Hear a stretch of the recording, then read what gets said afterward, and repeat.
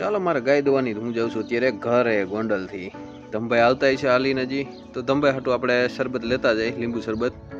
પછી અહીંથી સીધા આપણે જાવું હવે જામબાડીવાળા રસ્તે.